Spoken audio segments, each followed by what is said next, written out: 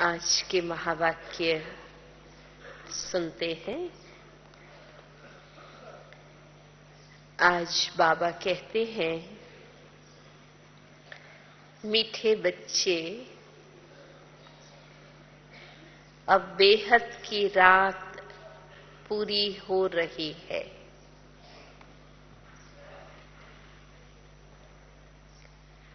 दिन आने वाला है।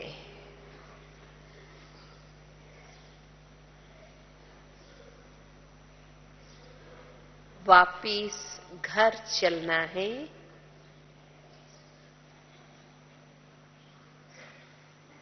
इसलिए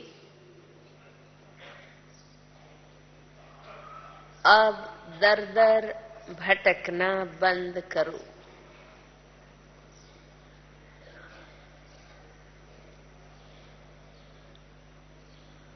प्रश्न है, किस प्रैक्टिस के आधार पर तुम बच्चे सर्विस बहुत अच्छी कर सकते हो?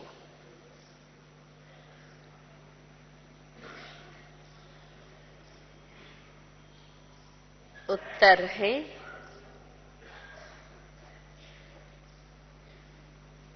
यदि कम से कम 8 घंटे तक याद बनी रहे, ये प्रैक्टिस हो जाए तो सर्विस बहुत अच्छी कर सकते हैं। क्योंकि याद से ही सारे विश्व में पवित्रता और शांति के वाइब्रेशंस फैलते हैं।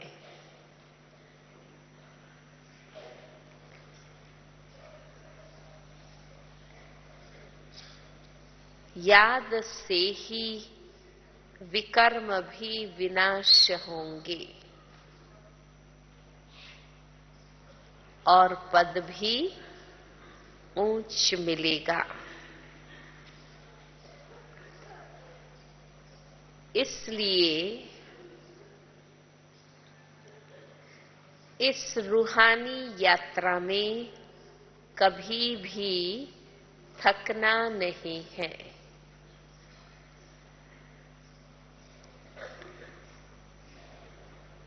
जिस्म का भान छोड़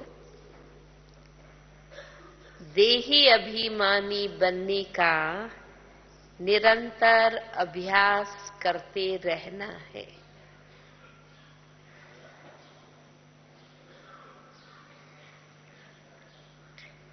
गीत है,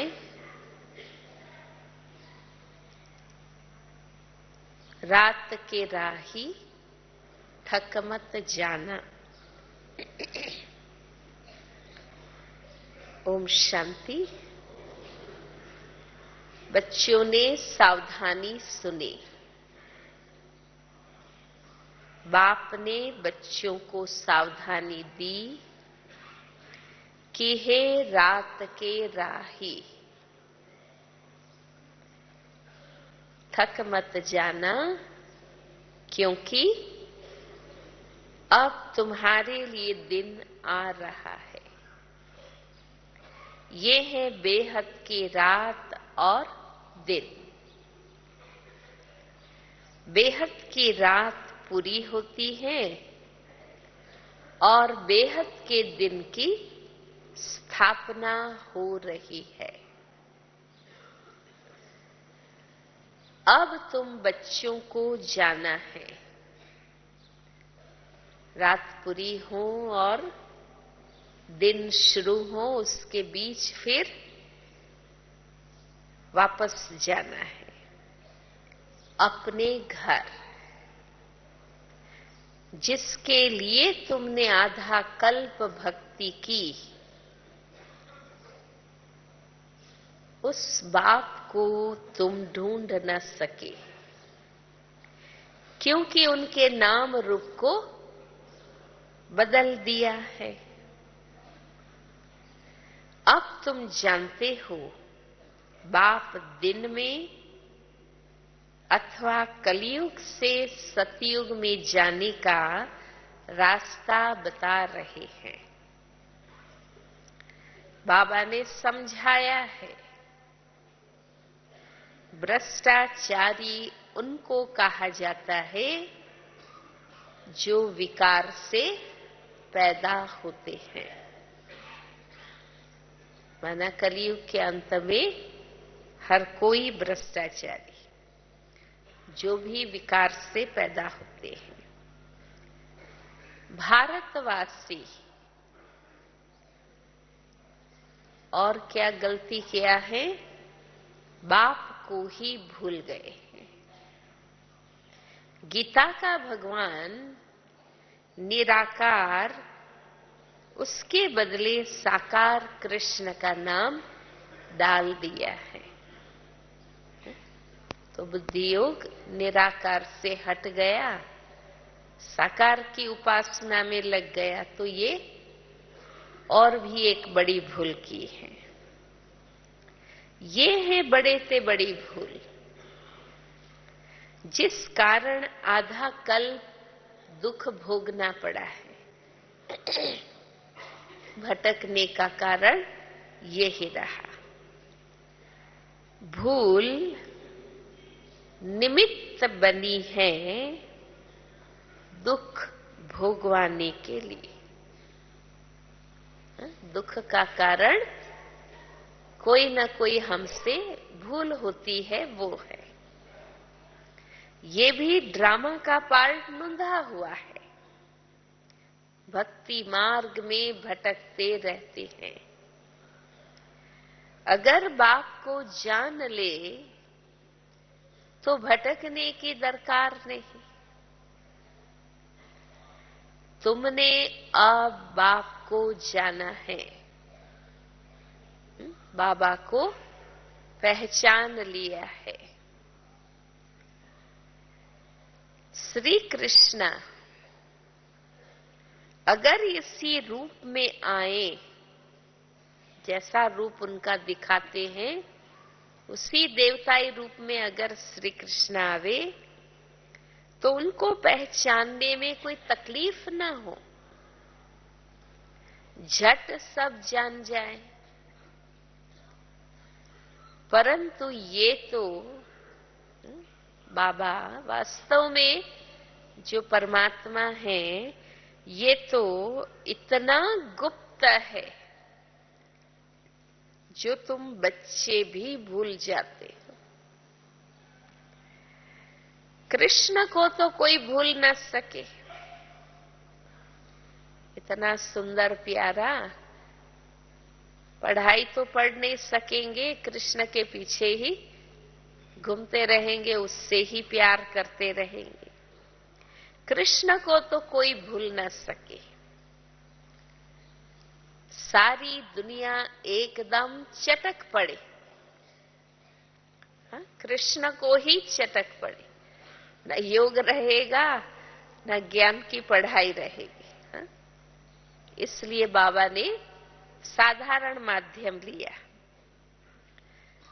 वो तो ये समझेंगे, अगर कृष्ण आया तो वो तो ये समझेंगे कि श्री कृष्ण हमको स्वर्ग में ले चलेगा, क्योंकि वो तो स्वर्ग का मालिक है, उनको कोई छोड़े ही नहीं। परंतु समझाने की बड़ी युक्ति चाहिए। अगर समझाने की युक्ति नहीं आती है, बाबा का ज्ञान, उसमें भी परमात्मा का परिचय, और फिर साकार देवता और निराकार में अंतर, ये बात अगर समझाने की युक्ति नहीं आती है तो कहां कहां डिससर्विस कर देते हैं। क्योंकि खुद ही पूरा समझा हुआ नहीं है जो किसको अच्छी रीति सिद्ध कर हिसाब किताब बता सके। इस समय सब पतित हैं, गाते भी हैं पतित पावन सीताराम, परंतु पावन बनाने वाला कौन है ये कोई भी नहीं जानते हैं। गीता का भगवान कृष्ण समझ लिया है, राम का तो कोई शास्त्र नहीं है, मतलब उसने तो कोई ज्ञान नहीं दिया। कृष्ण ने ज्ञान दिया तो यादगार शास्त्र बना, पर भक्ति के हिसाब से भी, पर राम का तो कोई शास्त्र नहीं। ऐसे तो नहीं कि रामायण कोई रामचंद्र का शास्त्र है। क्षत्रिय धर्म कोई राम ने नहीं स्थापन किया। ब्राह्मण, देवता और क्षत्रिय तीनों धर्म एक साथ शिव बाबा ही स्थापन करते हैं। बाबा ज्ञान देते हैं, उसमें से अपने आप कोई देवता, कोई क्षत्रिय और पहले सब ब्राह्मण। तुम्हारे में भी थोड़े हैं जो इस बात को समझ सकते हैं। राजा रानी तो एक होता है, बाकी प्रजा और दास दासियां तो अनेक बनते हैं। आगे राजाओं के पास ढेर दास दासियां थी, कोई बहलाने के लिए, कोई डांस करने के लिए। डांस का शौक तो वहां भी बहुत ही रहता है। सतयुग में भी डांस करेंगे, लेकिन कितनी नेचुरल आत्माभिमानी स्थिति से करेंगे। और कलयुग द्वापर के राजा रानी, उनके पास भी दास दासियां या नृत्य करने वाले होंगे, लेकिन शुरुआत हुई थी नृत्य प्रभु की उपासना के लिए, फिर मनोरंजन का साधन बना दिया गया। डांस का शौक तो वहां भी बहुत ही रहता है, बाकी राजा रानी बहुत थोड़े निकलते हैं जो अच्छी रीति समझ और समझा सकते हैं। प्रदर्शनी की सर्विस से मालूम पड़ जाता है कि कौन कौन अच्छी रीति समझा सकते हैं। पहली बात ये समझा दी, पहली बात कौन सी समझानी है?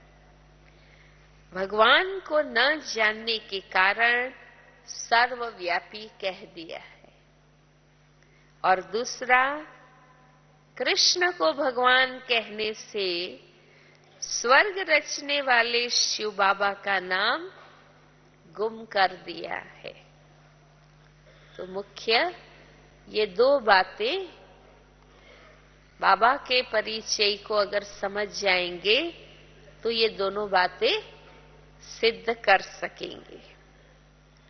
निराकार बाप ही सबका रचयिता है, उस एक को ही याद करना है, वो ही राजयोग सिखलाते हैं।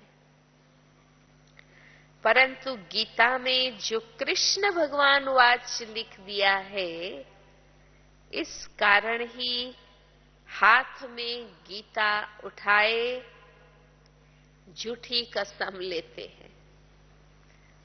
कसम ही झूठी लेते हैं, तो फिर जो बात बताएंगे वो सच कौन बताएगा, है ना?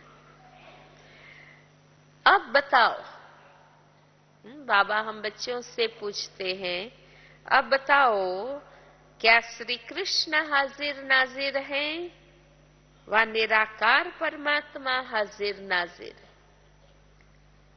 शरीरधारी तो एक साथ सब जगह हो ही नहीं सकता है।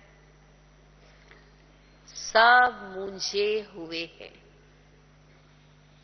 एक भी बात स्पष्ट नहीं है। हाजिर नाजिर है कि वो आएगा या हमें उनके पास जाना है, कुछ भी स्पष्ट नहीं है। अब तुम बच्चों को सवेरे सवेरे उठ प्रैक्टिस करनी है समझाने की। जैसे संगीत वाले, डांस वाले, स्पोर्ट्स वाले अपना अपना प्रैक्टिस करते हैं ना जल्दी उठकर, तो बाबा कहते हैं तुम बच्चों को सवेरे उठ प्रैक्टिस करनी है समझाने की। कहते हैं अष्टावक्र ने जनक को ज्ञान दिया, परंतु ये कोई ब्रह्म ज्ञान तो है नहीं। बाबा जो हम बच्चों को ज्ञान देते हैं ये है ब्रह्मा ज्ञान।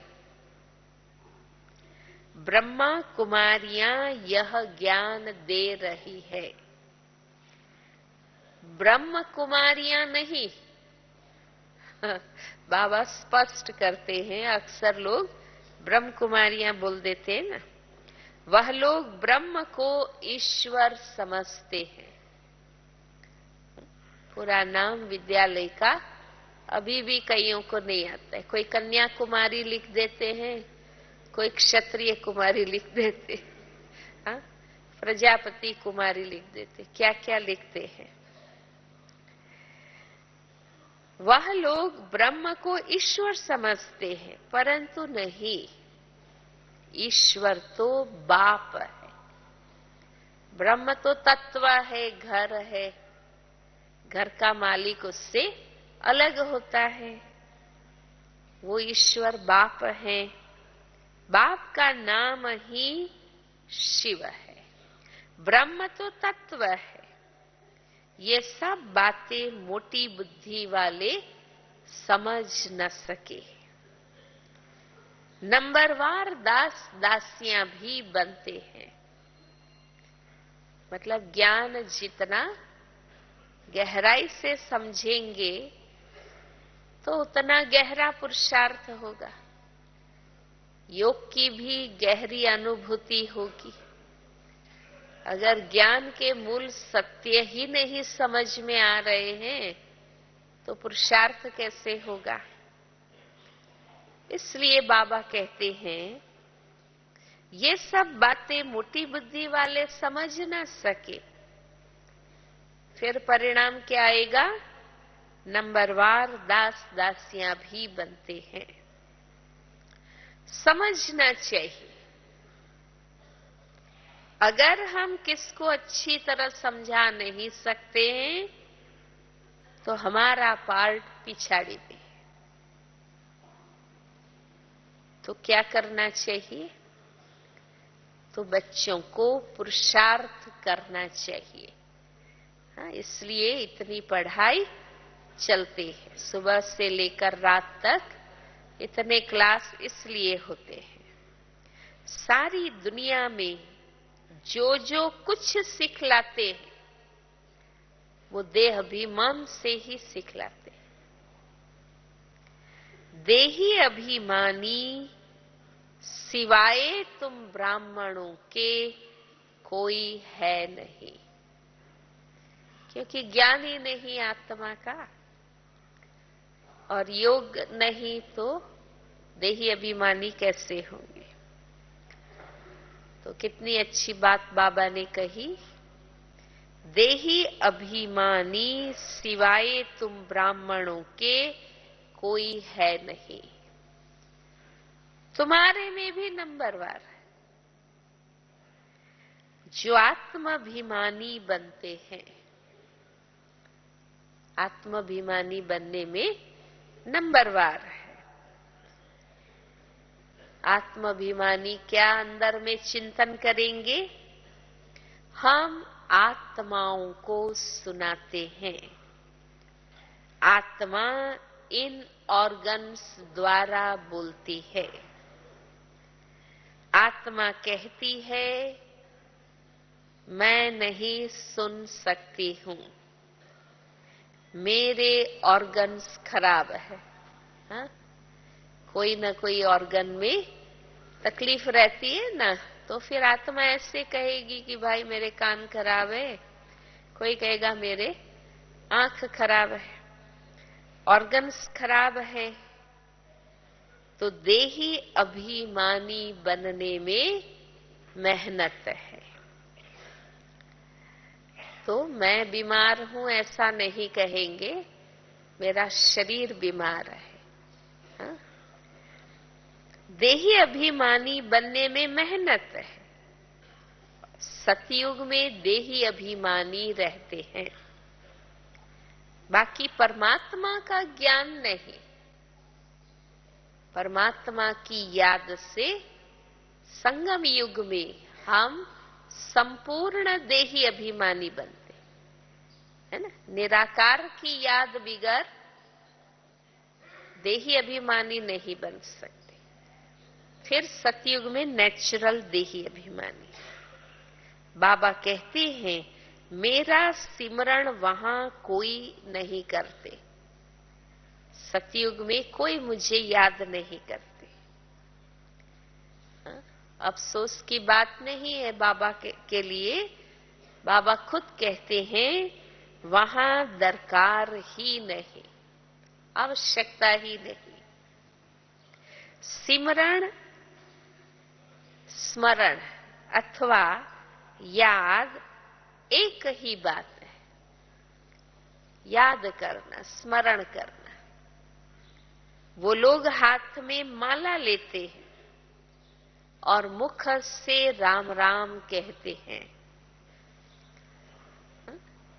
तो मुख बिजी हो जाता है, हाथ बिजी हो जाता है, पर मन भटकने लगता है। इसलिए बाबा कहते हैं याद करना है। यहां तो राम अक्षर कहना भी रॉन्ग हो जाता है। एकदम राइट अक्षर है शिव बाबा के लिए, राइट अक्षर है शिव बाबा। ऐसे नहीं शिव शिव कहना है, वो भी नहीं। बाबा को याद करने के लिए नाम थोड़े ही लिया जाता है। कितनी अच्छी बात। अपने शारीरिक पिता को याद करेंगे तो उसका नाम थोड़ी लेंगे। संबंध बन गया, प्यार हो गया, अपने आप याद आएगी ना। बुद्धि नाम में, रूप में नहीं जाएगी। भाई आप याद कर रहे हैं, पर ऐसा थोड़ी सोचेंगे कि पिताजी अभी घर के ड्रेस में हैं या ऑफिस ड्रेस में, ड्राइंग रूम में हैं कि बेडरूम में, ऐसा थोड़ी। बाप को याद करना माना टोटली वो याद होगा। इन बातों में बुद्धि नहीं जाती। बाबा को याद करने के लिए नाम थोड़े ही लिया जाता है, बस बाप को याद करना है। ये है यात्रा। जिस्मानी यात्रा पर जाते हैं तो भी याद रखते हैं। हम अमरनाथ पर जाते हैं, वो नाम तो लेना पड़ता है ना। यहां तुमको कुछ भी जपना नहीं है, न जपना है न नाम लेना है, प्यार से याद करना है। तुम जान गए हो। अब दूसरी पॉइंट पर बाबा आते हैं। तुम जान गए हो, नाटक पूरा होना है। हमारे 84 जन्म पूरे हुए, ये पुराना चोला छोड़ना है। अब हमारी अंदर अंदर तैयारी हो गई है।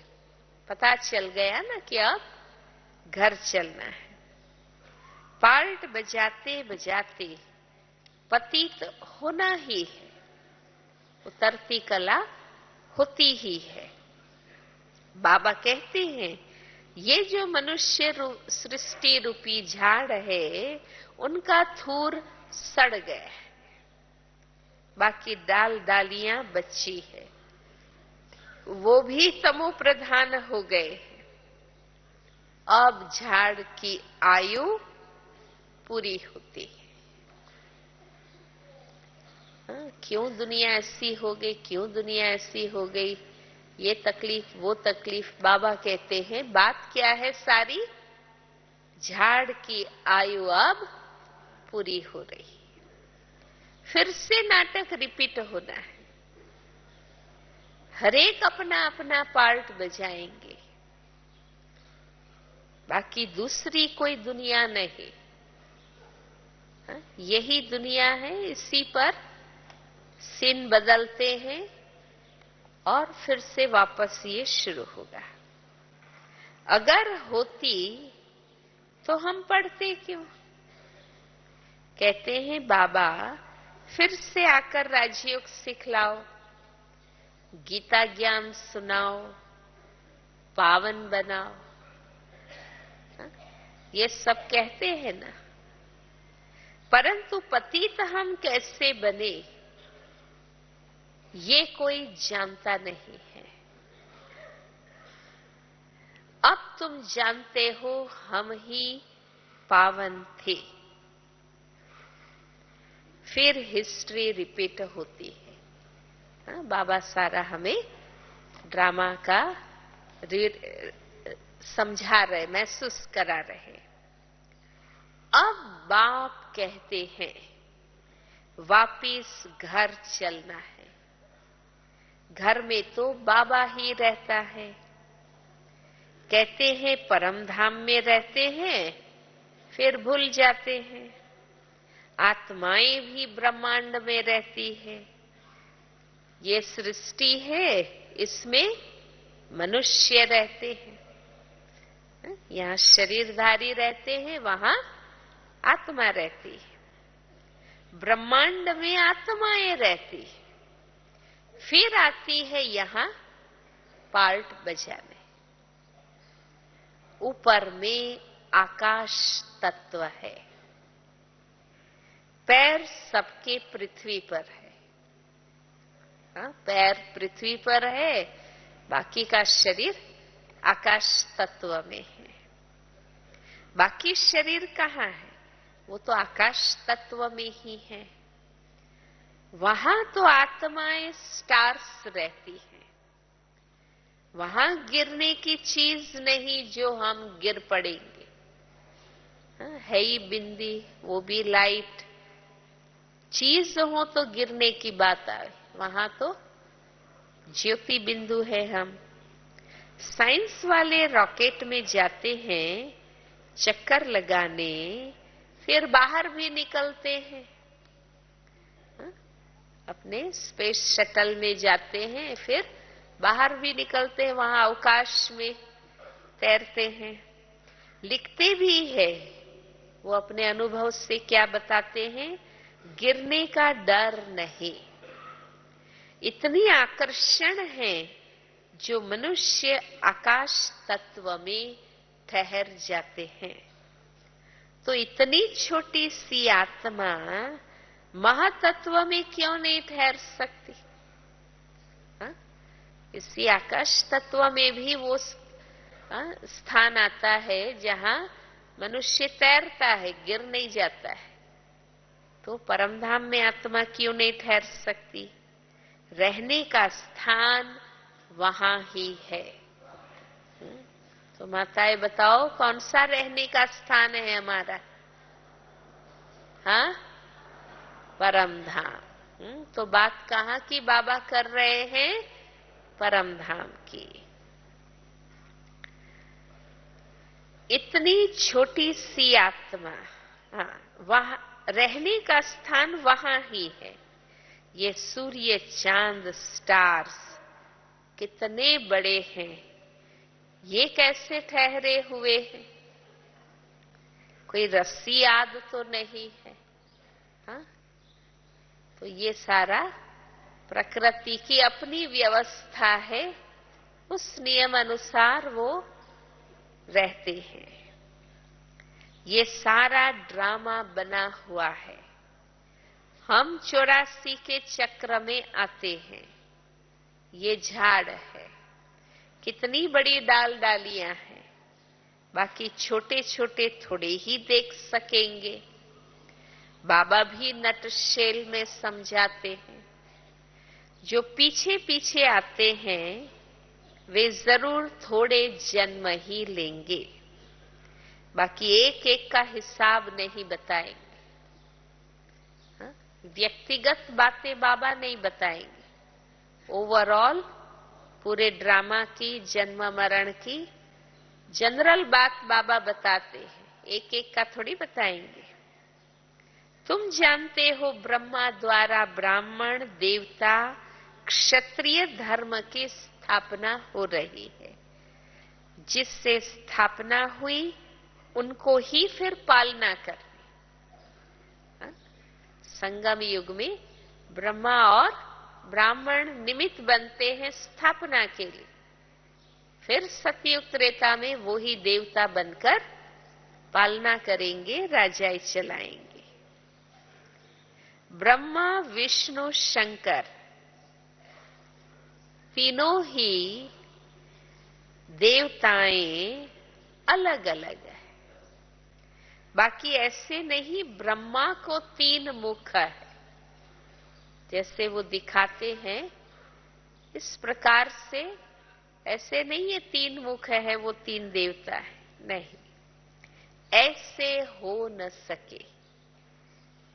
ऐसे 3 मुख वाले या 4 मुख वाले, 4 भुजा वाले या सहस्त्र भुजा वाले, 10 शीर्ष वाले, ऐसा मतलब कोई होता नहीं। ये सिंबॉलिक बताया है।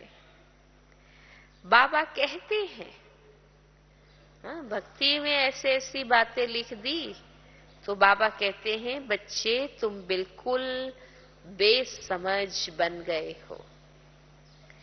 बाबा आकर समझदार बनाते। अभी तुम सब सीताएं रावण की कैद में। इतनी सीताएं मुक्त होके बाबा के पास आ गई है, बाकी सब सीताएं रावण की कैद में है। बाबा महसूस कराते हैं तुम ही बंदर थे। हाँ? राम की बंदर सेना कौन है? हाँ? इसलिए बाबा कहते हैं तुम ही बंदर थे, तुम्हारी सेना ली है, तुमको ही मंदिर लायक बनाया। अब राजधानी स्थापन हो रही। जितना जो श्रीमत पर चलेंगे उतना ही ऊंच पद पाएंगे। तुम जानते हो हमारे मम्मा बाबा नंबर 1 में जाते हैं। स्थूल वतन में तुम्हारे सामने बैठे हैं। बाबा मम्मा साकार में थे, सामने बैठे हुए। सूक्ष्म वतन में भी देखते हो बैठे हैं। अपनी संपूर्ण स्थिति में सूक्ष्म वतन में बैठे हैं और फिर वैकुंठ में भी देखते हैं लक्ष्मी नारायण के रूप में। पहले बहुतों को साक्षात्कार कराया गया, फिर सब थोड़े ही कृष्ण बन जाएंगे।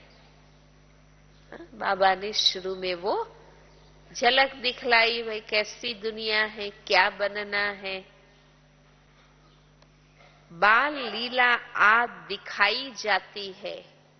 ये देवी देवता के सतयुगी स्वरूप क्यों दिखाते हैं? पुरुषार्थ कराने के लिए।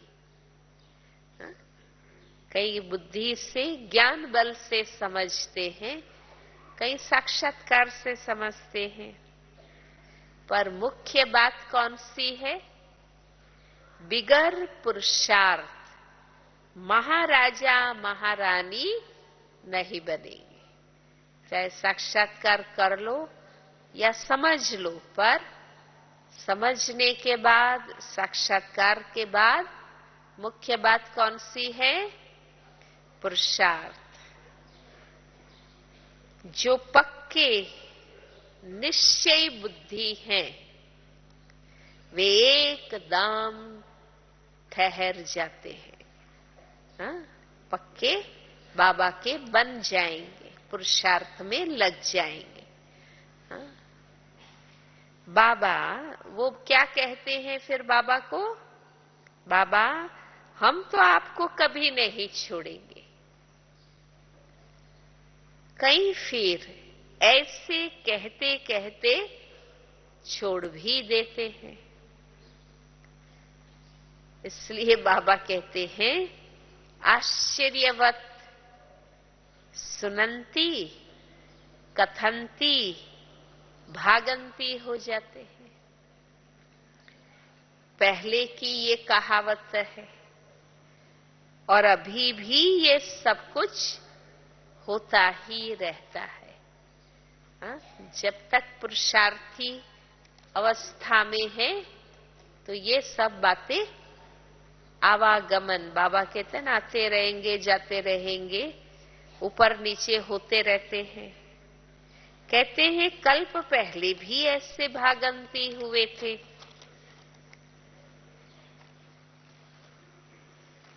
इसलिए बाबा क्या कहते हैं? किस पर भी भरोसा नहीं। अंत तक जो चलते रहेंगे, पुरुषार्थ करते रहेंगे, तब जाके रिजल्ट अंत में फाइनल पता चलेगा। अभी कुछ भी नहीं कह सकते। बाबा कहते हैं जैसे श्वास पर भरोसा नहीं, किसी पर भी बाबा को भरोसा नहीं। बाबा का बनकर फिर भी मर जाते हैं। ईश्वरीय जन्मदिन मनाकर भी मर जाते अथवा हाथ छोड़ देते हैं। बाबा घड़ी घड़ी कहते रहते हैं तुम ऐसे समझो हमको अब अपने स्वीट होम में जाना है। रोज सारा दिन बार बार क्या बुद्धि में याद आता रहे? हमको अब अपने स्वीट होम में जाना है। इसलिए बाप और घर याद पड़ता है। भक्ति मार्ग में भी आधा कल्प याद किया है, परंतु वापस कोई जा नहीं सकते। ना वो जाने का समय, ना ले जाने वाला बाबा उस समय आता। बाकी याद तो करते हैं ना कि हमें उठा लो, हे भगवान हमें भी ले जाओ, लेकिन कोई जा नहीं सकता। जानते ही नहीं तो जा कैसे सकेंगे? वो रूहानी राही बन कैसे सकते? तुम अब पूरे राही बने हो। जो जास्ती याद करते हैं उनके पाप कटते जाते हैं। यात्रा का भी ध्यान रखना है।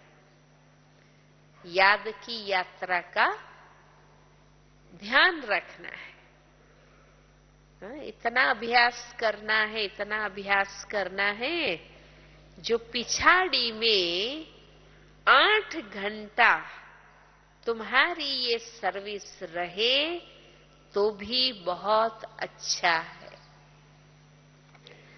इतना अभ्यास हो, इतना अभ्यास हो और इतना क्वालिटी अभ्यास हो कि कम से कम 8 घंटे तक बाबा नेचुरल याद रहे।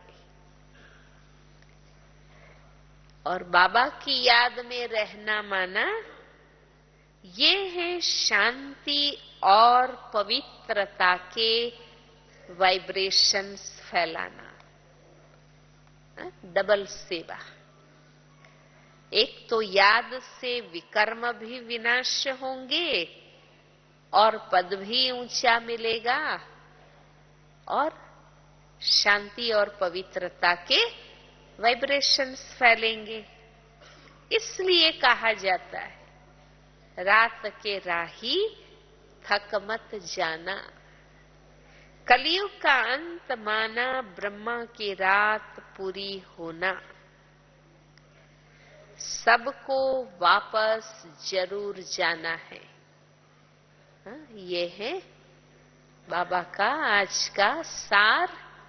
फिर बाबा ने पक्का कराया, सबको वापस जरूर जाना है। उसके लिए क्या क्या करना है? रूहानी घर को याद करना है। जहां जाना है तो वो स्थान याद करना होता है ना। रूहानी घर को याद करना है।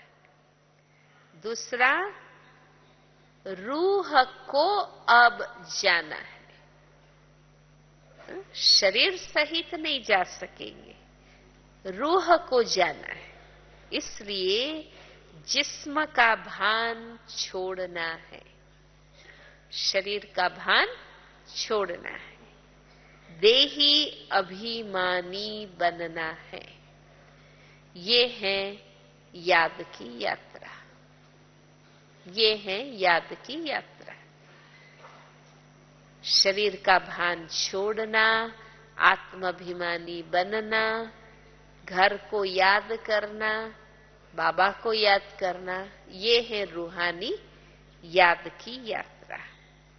अच्छा, मीठे मीठे सिके लधे बच्चों प्रति माता पिता बाप दादा का याद प्यार और गुड मॉर्निंग। रूहानी बाप की रूहानी बच्चों को नमस्ते। रूहानी बच्चों की रूहानी बाबा को नमस्ते। मुख्य सार, पहला पॉइंट, पक्का निश्चय बुद्धि बन दृढ़ संकल्प करना है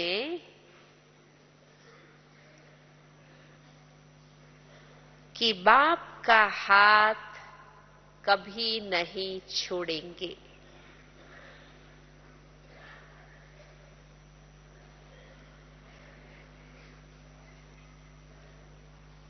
बाप और घर को घड़ी घड़ी याद करना है।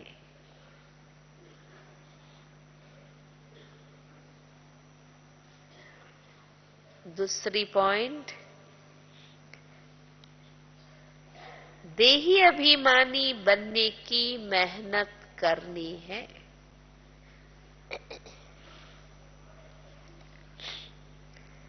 पांच विकारों रूपी रावण की कैद से छूटने के लिए श्रीमत पर चलना है। मंदिर लायक बनने का पुरुषार्थ करना है। बाबा का वरदान है, परवश आत्माओं को रहम के शीतल जल द्वारा वरदान देने वाले वरदानी मूरत भव। यदि कोई क्रोध अग्नि में जलता हुआ आपके सामने आए तो उसे परवश समझ अपने रहम के शीतल जल द्वारा वरदान दो। तेल के छींटे नहीं डालो। अगर किसी के प्रति क्रोध की भावना भी रखी तो तेल के छींटे डाले। इसलिए वरदानी मूरत बन सहनशीलता की शक्ति का वरदान दो। जब अभी चैतन्य में ये संस्कार भरेंगे, तब जड़ चित्रों द्वारा भी वरदानी मूर्त बनेंगे। स्लोगन है, परमात्मा मिलन मेले की मौज में रहो। कौन से मेले में हम आए हैं? परमात्मा मिलन मेले की मौज में रहो, तो माया के झमेले समाप्त हो जाएंगे। ओम शांति।